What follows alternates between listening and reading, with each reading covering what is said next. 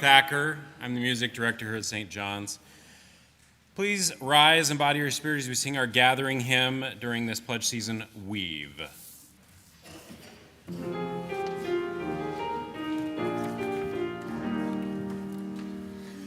Weave, weave, weave us together, weave us together in unity and love. Weave, weave, weave us together, weave us together, together in love.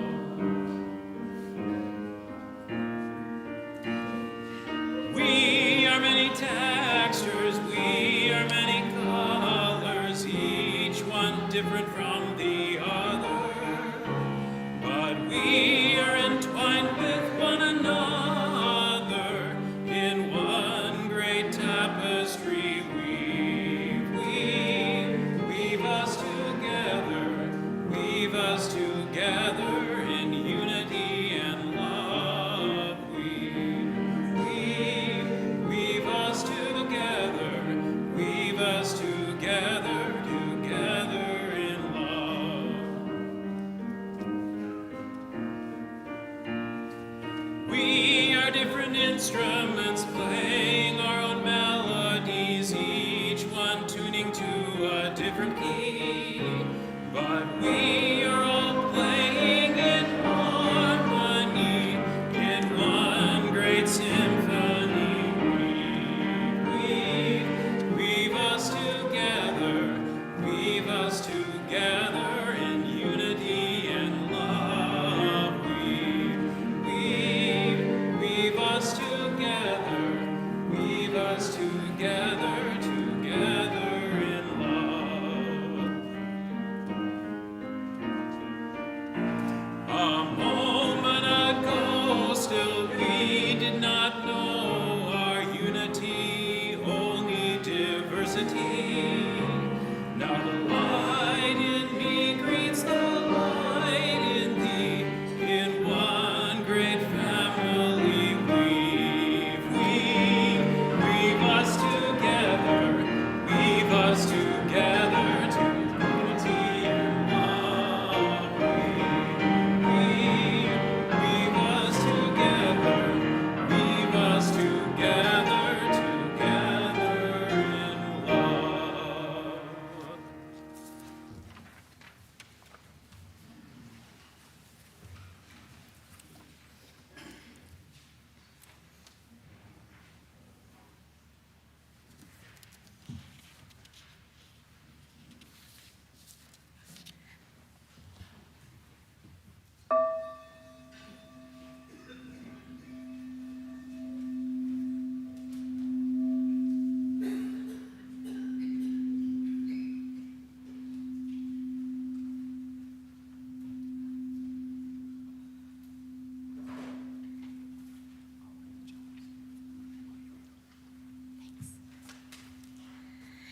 I invite you to join me in reading our chalice lighting, which is behind me. We light our chalice as a symbol of the light within us, life that flows through the world and around us. It is our beacon as we search for truth. It is the warmth in our heart for love. It is the energy that propels us to action. May we be kindled by our time together. Hi, I am Reverend Jenn Gracen. I'm the interim minister here at St. John's, and we welcome all of you here today, those in person and online. St. John's is a beacon of diversity and hope in Cincinnati, and we welcome people no matter your past, no matter your socioeconomic status, your diversity of any kind. You are welcome here at St. John's today.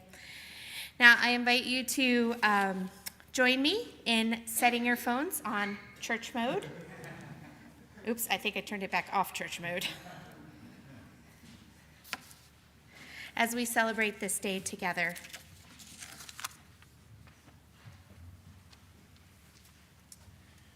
Please rise in body or spirit and we'll sing hymn 360, Here We Have Gathered.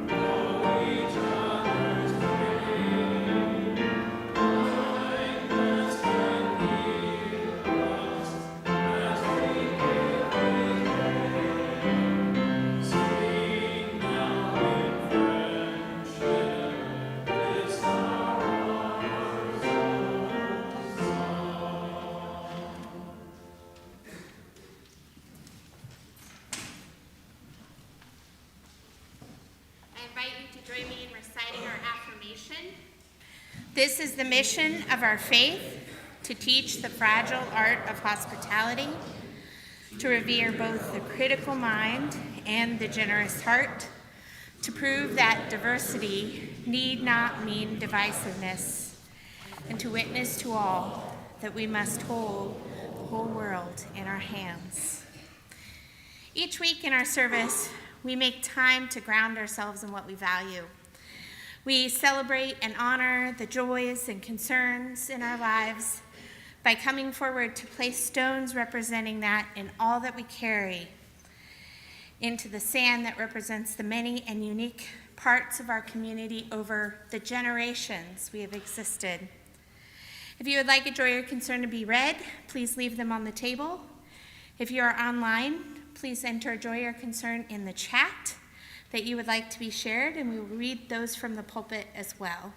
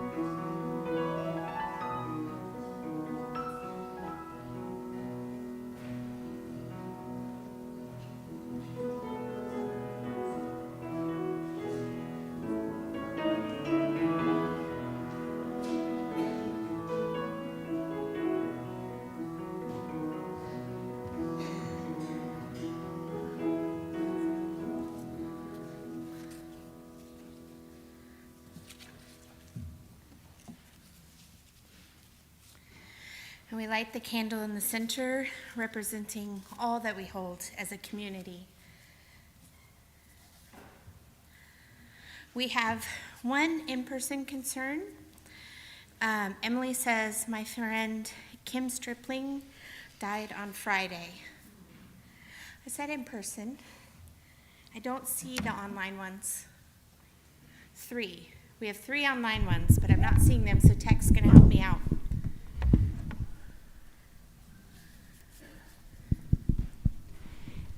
This is from Nicole Stanforth, a concern for the passing of Rebecca Crone's mom. Also from Douglas Stryker, my joy to share is that I recently got hired on with Cincinnati Hamilton County Public Library. I'll be working at the Mount Healthy branch. And from Julia Hogue, I would like to share my joy of being here to experience the sermon of my great friend Frank and the wonderful UU community here that raised me to be who I am today. Excellent. Thank you for stepping in, Tech. We couldn't do this without our tech team. I have a joy for our tech team.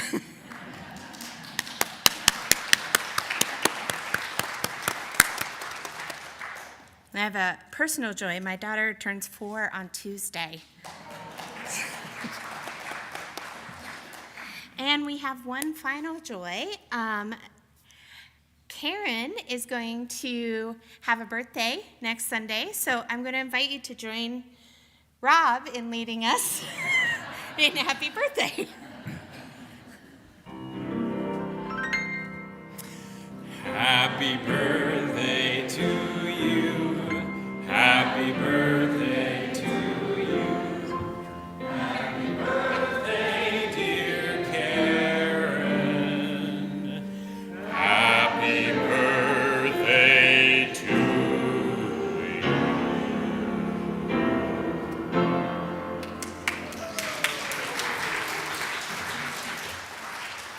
And I believe her chalice group got cupcakes? A whole cake to celebrate during coffee hour. So I hope you'll join us to continue celebrating Karen. All right. As we hold all that has been shared today and all that has not been shared, I invite you to join me in a time of prayer and meditation with these words by Michelle LeGrave. We, you and I, are in between right now. In between what was and what will be. In between who we are and who we will become. In between letting go and embracing. In between saying hello and goodbye. In betweenness, it's a thing. In betweenness, a time of fullness. A time of anticipation, a time of hope, a time of worry, a time of sadness. In betweenness is a time of waiting. Waiting for news, waiting for departure, waiting for arrival, waiting for death, waiting for life. In betweenness is a time of transformation, a time of reflection, a time of action, a time of growing, a time of becoming. During this time of in-betweenness, of knowing and not knowing, let us enter into a few moments of silence together.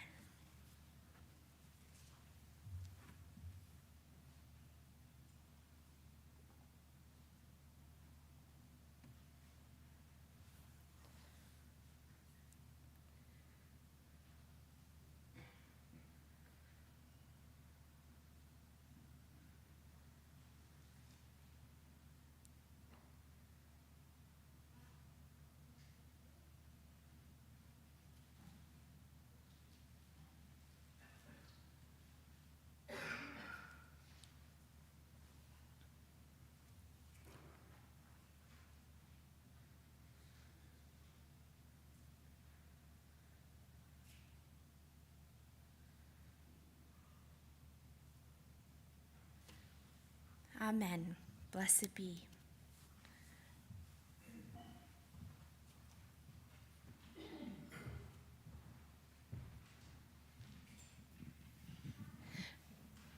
Our program director for children and youth is ill today, which seems to be going around a bit.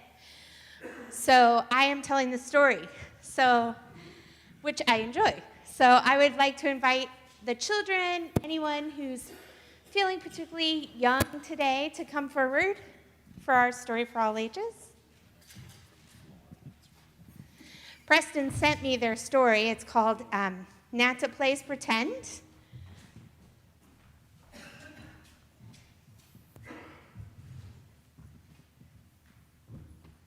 So who still likes to play pretend sometimes? Me too. See? Grown-ups like to play pretend too.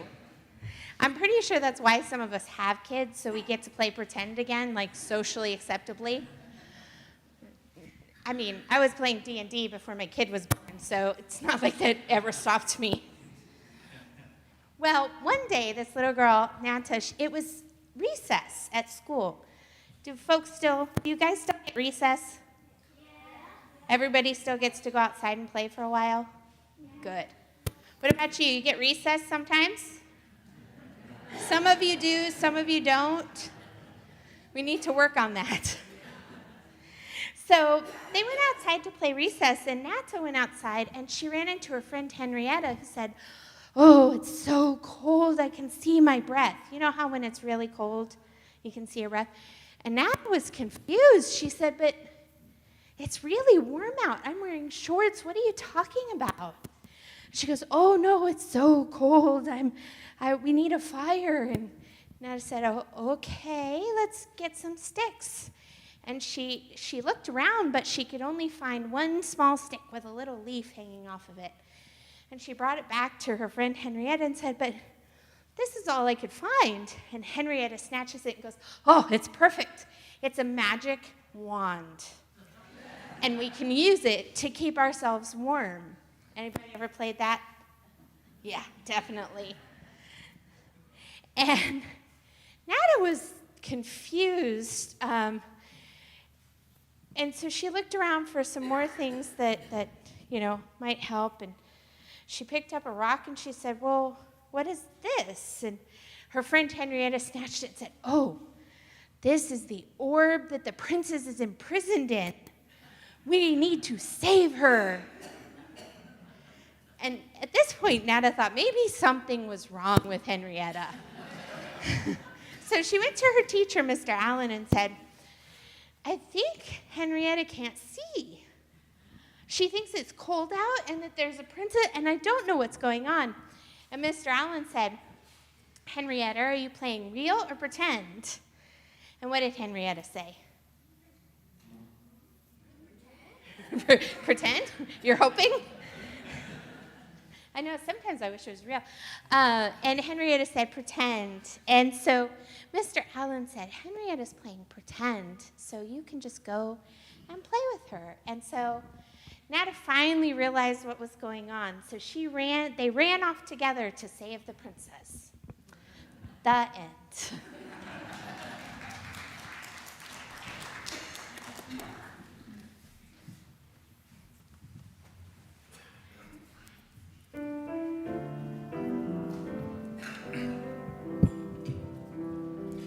May your mind be open to new learning. May your lips bring truth into the world.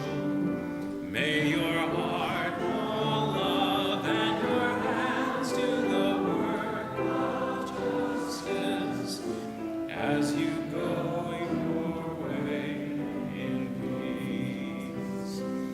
May our minds be open to new learning. May our lips bring truth into the world. May our hearts know love and our hands do the work of justice as we go our way in peace. As we go our way in peace.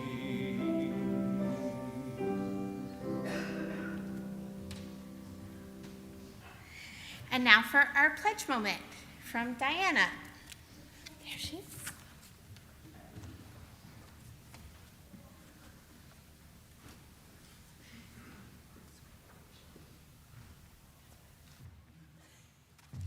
Oh, it's been a long time since I've been up here. Welcome back. Thanks. I love roller coasters. Anybody else here love roller coasters? Okay, see a couple of hands there. All right, well, I do love roller coasters when they're at amusement parks. They are not so much fun when it's your financial life, when it's your employment. So I have been a member here at St. John's for nigh on 30 years now. Pinching myself, I hardly believe it. And when I first came to St. John's, I was a young mom working for a not-for-profit. Not a lot of money to spare. And when pledge time came around, I was a little, ashamed that the amount that I could give was so little. And I was reassured that any amount counts. That it's not the how much, but it's that I do, that I participate in supporting the things that I value and love. So as the roller coaster of my career took off, I up, and I made a little more money, and I increased my pledge. And then we're coasting over the hill, and boom, I get laid off. It's 2008. My husband also gets laid off. Not much fun. And my pledge goes to, we just couldn't. But then I got a new job, and the roller coaster's going up, and my pledge went up along with it. And this continued a couple of times. So what the message is that I want to share is, you know your life circumstances, you know what you can afford, and any amount we are grateful for, and any amount we will put to good use. So here's what you need to remember this year about pledging, including things that will make it quicker and simpler for you to make your pledge soon. We have a special web page on the St. John's website with all the information and forms you need to in one place. We also have a QR code up on the wall, so you can just use your phone, scan that QR code, fill out everything online, easy peasy. That's how I'm going to do it. Every Sunday between now and April 6th, the pledge team will happily answer your questions, receive your pledge, and thank you for your generosity. Remember, April 6th is the day we hope to conclude the pledge campaign. Thank you so much, and hey, have a great day. Enjoy the ride.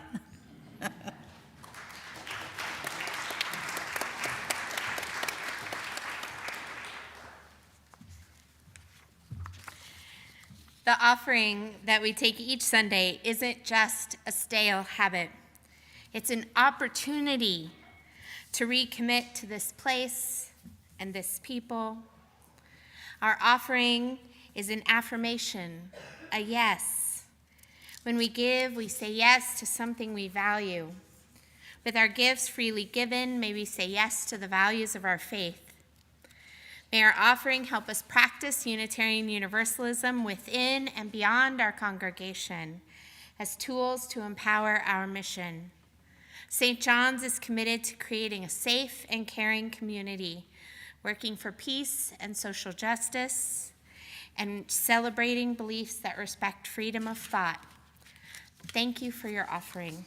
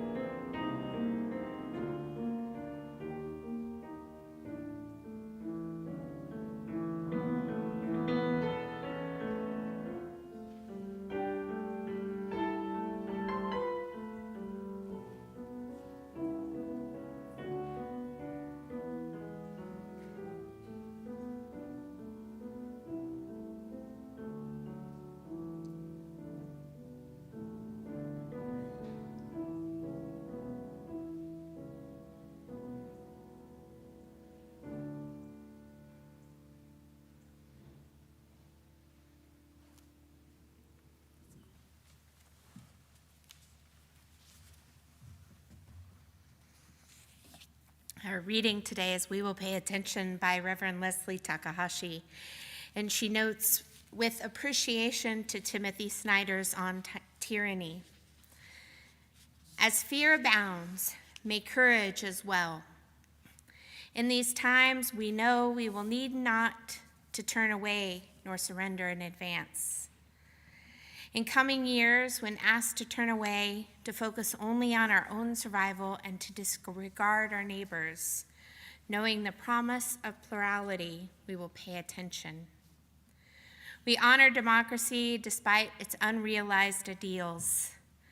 We who value the give and take of shaping a future understand the importance of those groups and places that are essential to the democratic practice. Honoring the many places that offer sanctuary, we will pay attention. Though attacks on truth may rain down upon us, we will not succumb. What we spread will continue to be rooted in fact and to protect the honest lessons of history. As a truth-loving people, we will pay attention. We understand that the best of what we experience was hard-won by those who came before us. We hold the special grief of those who never thought they would have to fight for their basic rights again. In the name of our ancestors, we will pay attention. We who are struggling to comprehend all that is lost acknowledge the long struggle before us. We pledge to engage in joy and fun, care for ourselves and our beloveds, for undermining our own lives will not speed justice. For the sake of our own good bodies, hearts, and minds, we will pay attention. We will continue to hold the ideals of what our democracy might someday realize. When we are in position to do so, we will defend others. When we are in need of defense, we will ask for assistance. In the spirit of interdependence, we will pay attention. In all of this, we remember that we do not do this alone. Together, we pay attention.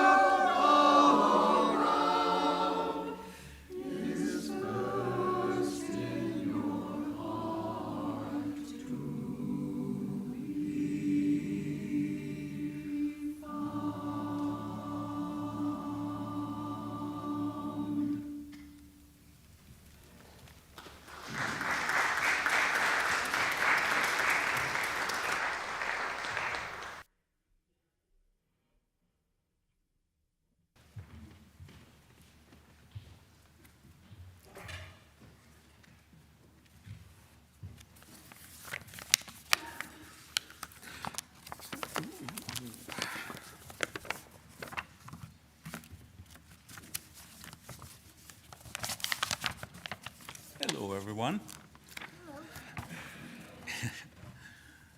My name is Frank Meyer, and once upon a time, when the web was young, I went on a quest to come to this country and fight the evil Y2K bug. And it was quite nerve-wracking for me because I had never even been in an English-speaking country before. But it turned out so much better than I ever could have hoped. I met my wife Karen and got pleasantly stuck right here in Cincinnati. She introduced me to St. John's right after we met, and we have been coming here ever since, although less so since the pandemic because of her disability. And she is the reason for my sermon today, just in case she hasn't told you that yet. This is her birthday present.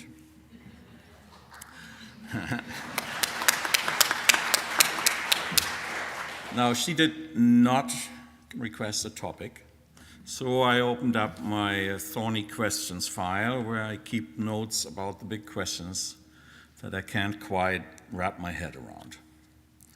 You may know that feeling. You get into an argument about creationism in the classroom, or you read an article about insects disappearing from our towns because we have too many lights on at night.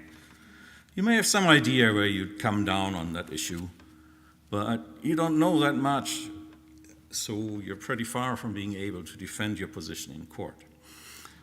Now, this is just me, but sometimes I reach a point where I am no longer satisfied with just having a bunch of fuzzy notions about one of those unwieldy topics. Then I get to work and write about it to explain it to myself. Once it's written down, I can review it and ask myself whether I was making sense. Then I edit and research and rearrange. After many, many, many revisions, something like this sermon may emerge. And here we are. We will now look at one of today's central questions, maybe even the central question. Not an easy topic. How do we know things? How do we know what's true and what's false? How do we learn? How do we make sure we are not deceived? Do we maybe deep down want to be deceived? Why, oh why, do we come to such wildly different conclusions? And is there any way we can possibly understand each other better? So I am going to begin with the story of my own search for truth and understanding. It is not terribly representative, but I think many of you will find in it a piece or two of your own struggles. I was born into a Lutheran family in a northern German village. We weren't strictly religious, but I learned from my parents and grandparents and took our religion seriously for a long time. It was just how things were done in the village, and it made a lot of sense to me at the time. Still, there was this small intellectual problem that kept gnawing at the edges of my mind throughout my adolescence. The true Christian would would need to let go of all doubt and just know for a fact that the Bible was God's word and that Jesus saved us, and etc. But I did not have all the information about everything, very far from it. To err is human, and I was definitely human. I was likely wrong about more than a few things. I was in no position to be certain about anything, and I never would be because there was so much to know. So I really could not abandon all doubt, because that would close off any chance to refine my imperfect understanding.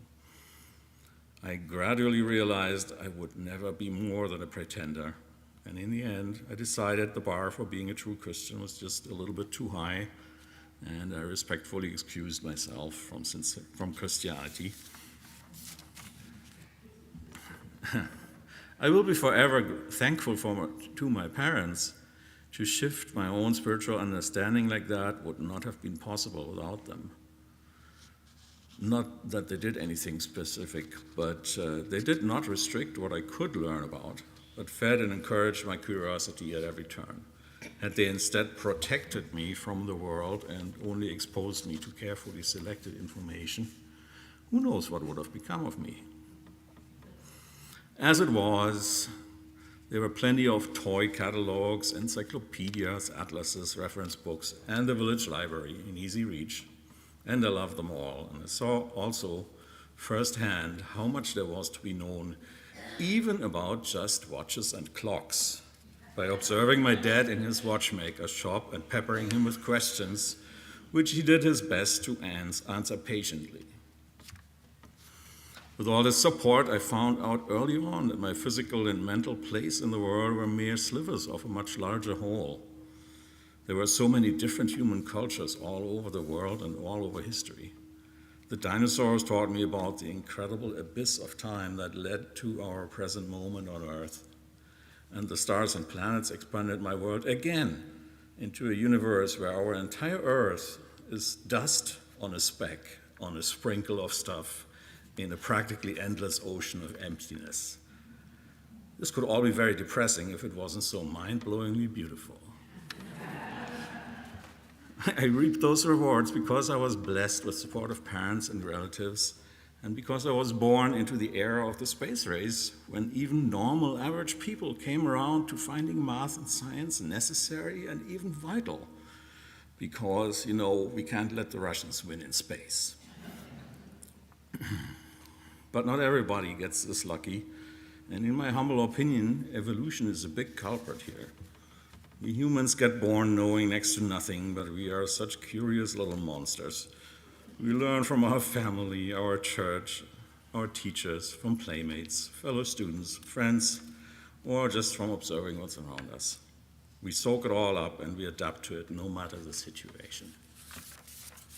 Truth is merely an extra here. It's nice to have, but who has the time? We humans evolved to find some rule that will allow us to make a snap judgment and win a fight or escape a predator or find water. And this is still our default way to learn. We directly adopt reasoning and knowledge from persons we trust, and indirectly from information sources we trust. If our trust is deep enough, we may even allow our trusted source to override our own existing convictions without much questioning. If they say it must be true, and I need to adapt my thinking to it. It must have worked fairly well once, but not so much anymore. Add to that the fact that we tend to see what we want to see, and we get the schlamassel we have. Once again, evolution tricks us because it has built our brains not primarily to understand, but merely to predict the future with reasonable accuracy. You notice this whenever you encounter a novel or unexpected situation, or try to learn something new. It throws you off your game. You make so many mistakes. Everything takes forever and tires you out.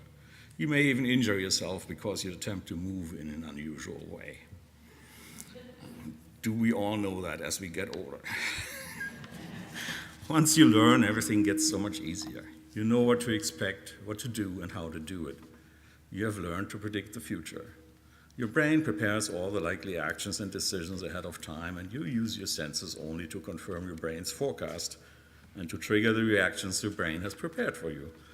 This is normally super useful because nerve impulses do not travel very fast. It may take a large part of a second before you can process the input from your senses and react to anything. This constant predicting can be useful in any routine activity, but it can come back to bite us if our brain expects the wrong thing.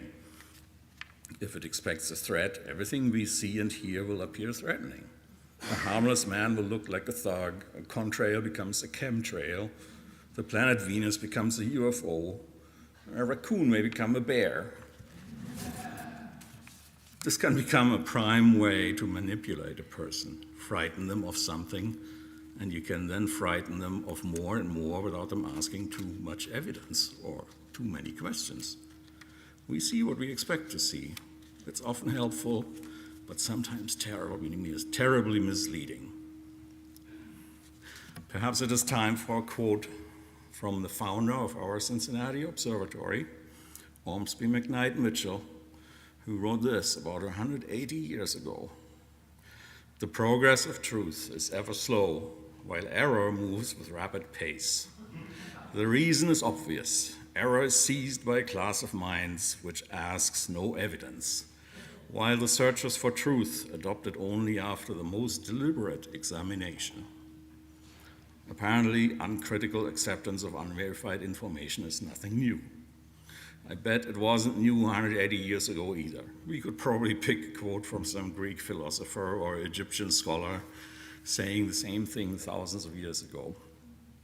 We humans are still far from fully adapted to the complexity of our own civilization.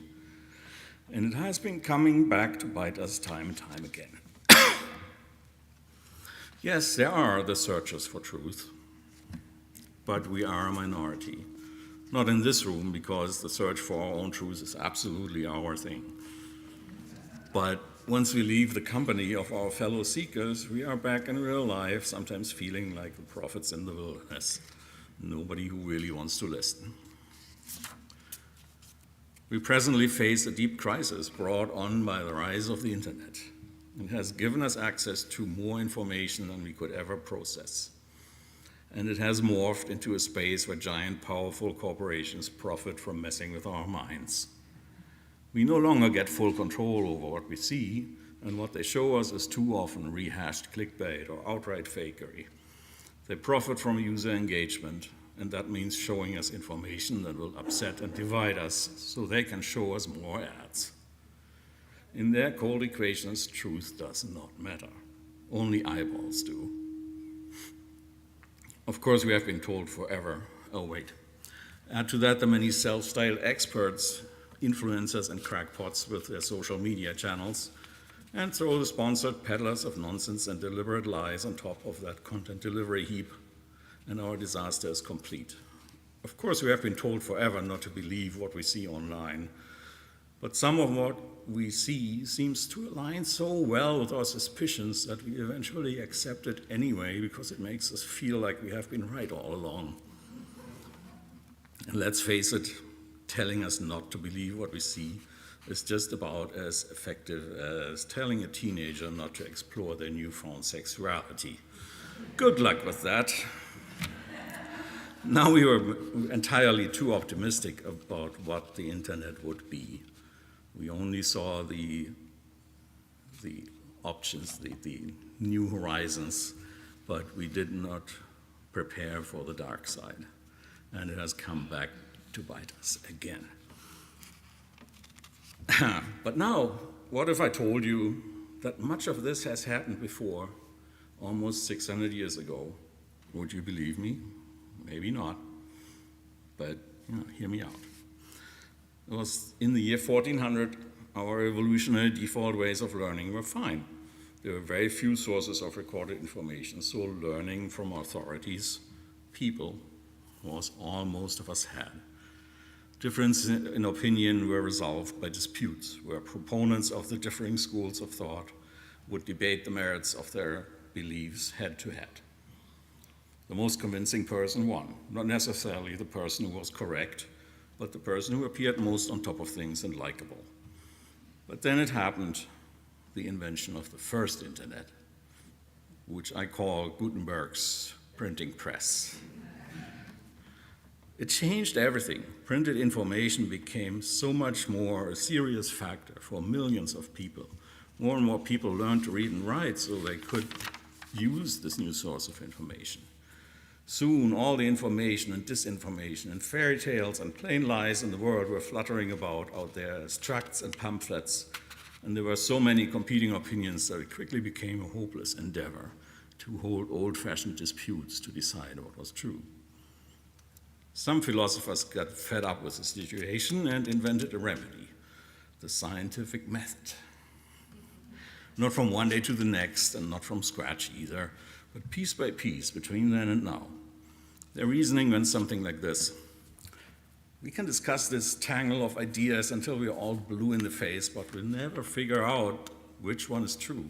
It's more likely that we'll come to blows. We need a different approach. First of all, we should admit that we don't know the truth of the laws of the world. We may not even be close, but maybe we can, one by one, disprove some of the ideas about how things work, until only the true ideas remain. We should take an idea and do experiments, tests that should turn out a certain way if the idea is correct. If the experiments turn out a different way, then we know the idea is false, and we will be that much closer to the truth. And to make the most of it, we should record all this and share it with all the other scientists so that they can read our arguments, perform the same or different experiments, and see for themselves. That way, we'll all double-check each other's work, and mistakes are likely to be found and eliminated. And that's it, the whole scientific method.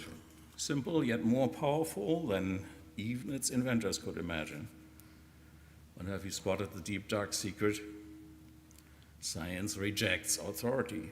Science gives up on certainty. Science demands doubt. Some things may be safer bets than others, but nothing in science can ever be proven to be 100.0000% true. It can only be shown that an idea is false. Science is the death match of ideas. So that was back then. Science, invented as a remedy for the flood of information created by Gutenberg's printing press, started to tame that flood and separate the wheat from the chaff. But then, as now, it was a victory for the few who lived and worked to find the truth. The general population did not have the time or the money or the inclination to pursue such esoteric goals. The default method of gaining insight remained the same for the vast majority. Snake oil kept selling well. That's why our own Ormsby Mitchell could still complain the way he did several hundred years after science began to change the world. Ormsby was the Carl Sagan of his time, a science communicator who consciously chose simple words to spread the truth and beauty of astronomy to the masses. He was really good, by the way. I highly recommend reading his book, The Orbs of Heaven, which you can read for free online. Or you could go visit the Cincinnati Observatory, which never would have existed without his amazing energy, and where celebrations for its 180th anniversary are just a few weeks away. Or you could listen to the real Carl Sagan. He wrote this piece in his book, The Demon-Haunted World, where he describes his encounter with a curious cab driver who took the opportunity to run his views on Atlantis, channeling UFOs and the like by the science guy in his cab. So the quote goes, Mr. Buckley, well-spoken, intelligent, curious, had heard virtually nothing of modern science. He had a natural appetite for the wonders of the universe. He wanted to know about science. It's just that all the science had gotten filtered out before it reached him. Our cultural motifs, our education system, our media had failed this man. What society permitted to trickle through was mainly pretense and confusion. It had never taught him how to distinguish real science from the cheap imitation. Maybe Mr. Buckley should know to be more skeptical about what's dished out to him by popular culture. But apart from that, it's hard to see how it's his fault. He simply accepted what the most widely available and accessible sources of information claimed was true. For his naivety, he was systematically misled and bamboozled. End quote. Carl Sagan definitely had a way with words. So what's our way out? How can we recognize the con? How can we make sure we remain on the right track? I believe it is possible, but I don't believe it is easy. An inquiring mind is good. We must forever strive for improvement, for changes in perspective, shifts of perception. But that is not enough. Our mind must be a skeptical mind, first and foremost. Adopt it only after the most deliberate examination. Remember, Ormsby must be our mantra. The source must be considered, the evidence must be weighed, and if we don't know something for sure, we need the intellectual honesty to keep a question mark attached to it. Sure, it makes things more complicated, but not by that much. We need to stay honest with ourselves about the things we believe. If we don't know for sure that something is true, we cannot build other insight on top of it without the whole construct becoming more and more unstable. A useful and sturdy home can only be built from straight and true materials.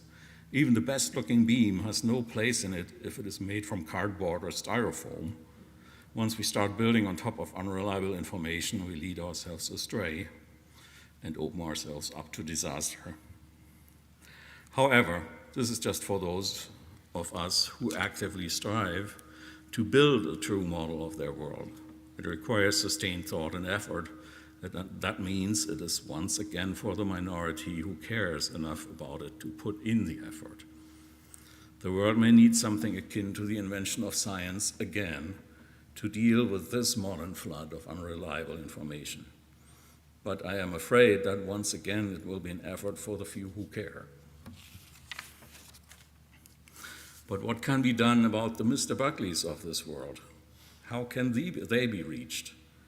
My wish would be that 2 new courses would get taught in school. That's how you get a topic in front of everyone. My perennial favorite would be a financial literacy course. Kids and young adults would profit a lot if they knew more about how personal finance works. It wouldn't be a silver bullet, but I, for one, would have been thankful to learn more about this in school. The second such course should be about scientific literacy, to get science out of its shadowy, elitist corner and give it the place it deserves. The only method humans have invented that consistently helps us widen and deepen our knowledge and insight while eventually sending all the wrong ideas to the trash heap of failed attempts. Everyone would be well served if they knew how to apply the scientific process to their own development and decision-making, to ask for confirmation, to check your sources, to remain skeptical, to learn to recognize and overcome your own biases, and to never trust authority.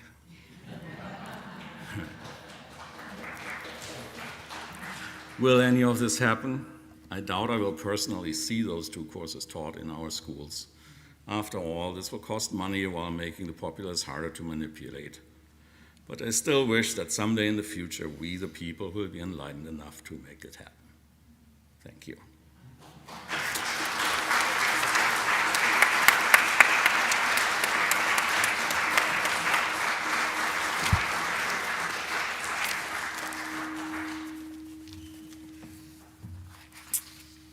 I'm going to invite you to take a few moments to greet those around you. And in honor of our March theme of truth in Frank's sermon, I invite you to share one interesting and possibly unexpected fact about yourself. I especially encourage you to greet people you don't recognize. Feel free to move around a bit or stay where you are, but do pay attention to when we ask you to come back together.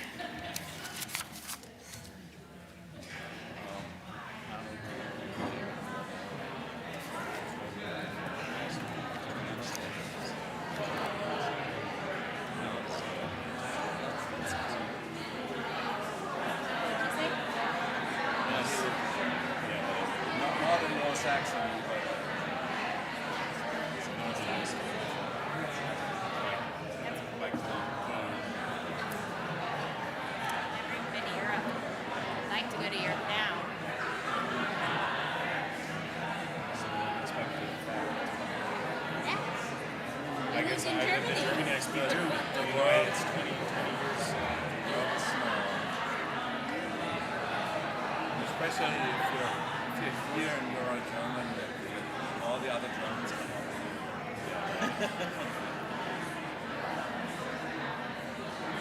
Or people who have just been in Germany, have been on vacation there 50 years ago. Which has been the last year.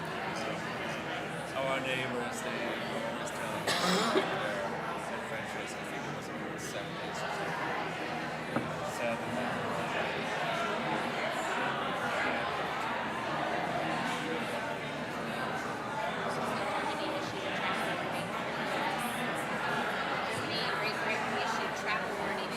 Oh, yeah.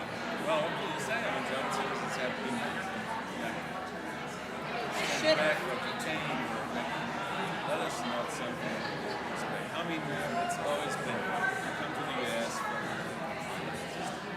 We welcome, but not too much.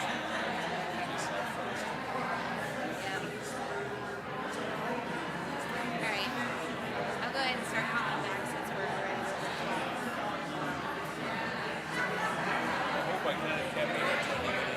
think we did great. I mean, I wasn't timing it, but That's one of these things that I learned in the Lutheran Church. In Germany, they said, kannst du über alles predigen. I'm going to invite you to start closing your conversation and come back together. Or sit where you are. We had one dream far away. I remember the one sermon where we were there. It was in the church gospel. We were there playing some music, preached for 45 minutes. We killed ourselves up there.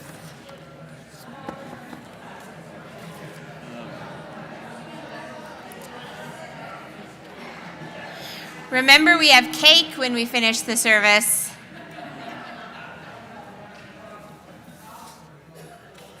I will start announcements by reminding you to always read your order of service and your e-news, and point out that we are having a big discussion after the service next week. If you're staying, there will be a light lunch and childcare provided. And then I have 2 spoken announcements. Aaron's one of them. Joseph's the other. Who can get up here first?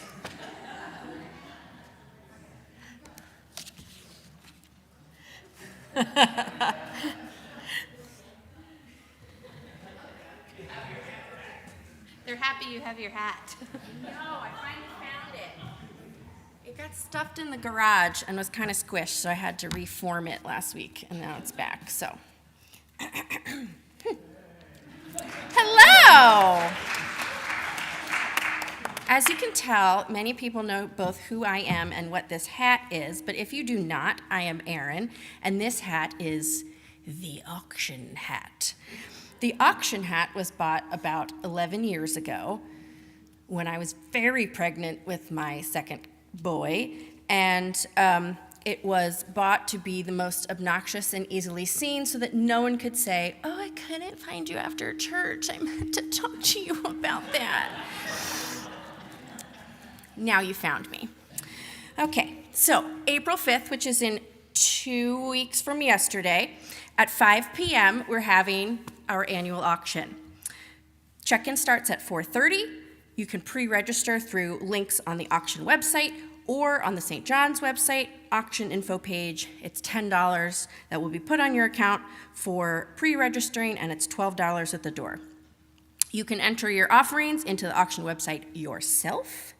Deadline is technically today, but we encourage you to give yourself another week to gather gift cards, think about what skills you could offer as a service, but make sure you look at the auction calendar so that you don't schedule your event or service for the same day as someone else. Sign up for volunteer slots are for the Sign Up Genius. The link is found on either website. If you sign up, you get your choice of social justice sticker from Claire Wagner's stash. The links for all of these things are like this hat. They're everywhere. You can't miss it. Go to the St. John's website or go to the auction site. Remember, this is our big fundraising event of the year.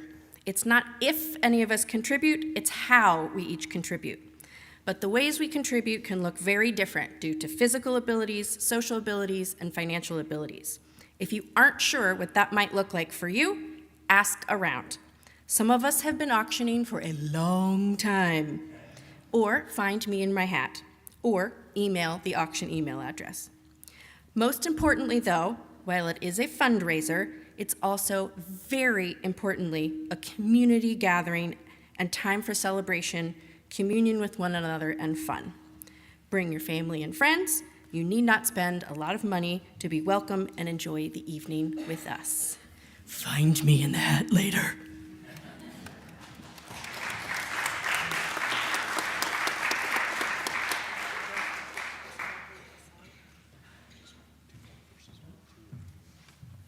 That's a tough act to follow. I'm Joseph, and I'm here to talk about the Found House. As some of you may know, They're having trouble hearing you. I'm sorry, I get a lot. Okay. Yeah.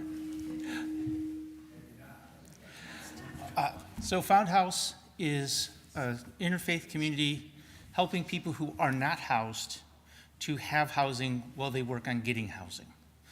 St. John's is a community that actually helps them.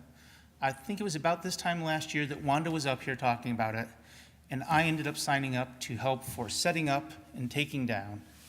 We are currently going to have families here the week of May 4th to May 11th.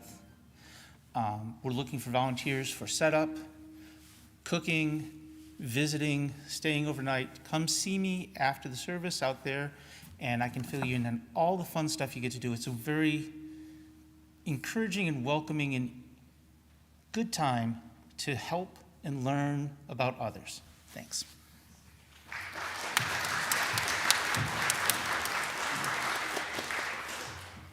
We'll sing our closing hymn 300, and we will sing verses 1 and 2. Please rise and embody your spirit.